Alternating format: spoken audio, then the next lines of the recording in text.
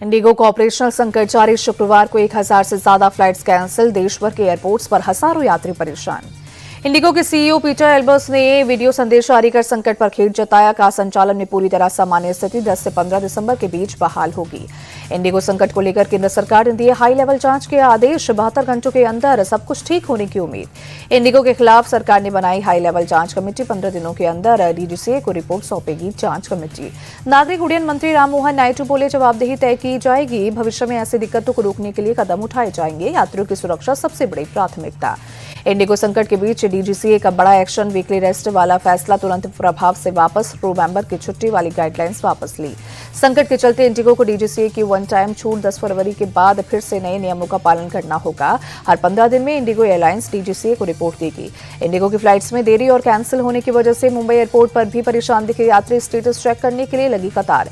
Indigo संकट के बीच विमान का किराया आसमान पर। दिल्ली से मुंबई और चेन्नई का किराया 80,000 रुपए। दिल्ली से गोवा का टिकट 75,000 के करीब। इंडिगो संकट को देखते हुए भारतीय रेलवे का फैसला 37 प्रीमियम ट्रेनों में 116 कोचें बढ़ाई। इंडिगो संकट पर बोली कांग्रेस सांसद प्रियंका गांधी, पूरे देश में ज्यादातर चीजें कुछ ही लोगों की है। ना ये अर्थव्यवस्था के लिए ठीक है, ना ही लोकतंत्र के लिए। सपा सांसद डिंपल यादव बोली, इस संकट से लोग बहुत परेशान है। सरकार को तुरंत इसमें हस्तक्षेप कर एक्शन लेना चाहिए।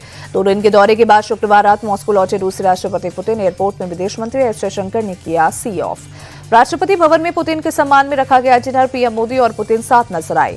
पुतिन के डिनर में नेता प्रतिपक्ष राहुल गांधी और मल्लिकार्जुन खड़गे को नहीं बुलाया गया, लेकिन कांग्रेस सांसद शशि थरूर को बुलाया गया। भारत रूस के बीच 19 समझौतों पर लगी मोहर। 2030 तक $100 बिलियन के द्विपक्षीय व्यापार का लक्ष्य। भारत और रूस मिलकर यूरिया बनाएंगे। न्यूक्लियर एनर्जी को बढ़ावा देने पर भी सहमति। बिजनेस फोरम में रूसी राष्ट्रपति बोले, पीएम मोदी के नेतृत्व में भारत स्वतंत्र और संप्रभु नीति पर चल रहा। भारतीय अर्थव्यवस्था बहुत तेजी से आगे बढ़ रही। पुतिन ने मेक इन इंडिया प्रोग्राम को ऐतिहासिक बताया। कहा, पीएम मोदी की अच्छी आर्थिक नीतियों की वजह से इंडिया टेक्नोलॉजी के मामले में संप्रभु बन रहा। भारत रूस बिजनेस समिट में प्रधानमंत्री मोदी बोले, दोनों देशों के बीच व्यापार की अपार संभावनाएं। 2030 तक $100 बिलियन के व्यापार का लक्ष्य है। प्रधानमंत्री बोले, आपसी भरोसा भारत रूस की सबसे बड़ी शक्ति। बहुत कम समय में मिलकर बड़ा लक्ष्य हासिल करेंगे। रिफॉर्म, परफॉर्म और ट्रांसफॉर्म भारत की नीति। बाबरी मस्जिद विध्वंस के 33 वर्ष पूरे होने पर आज अयोध्या, मथुरा और वाराणसी समेत पूरे यूपी में सतर्कता बढ़ती जा रही है। सुरक्षा के कड़े बंदोबस्त किए गए।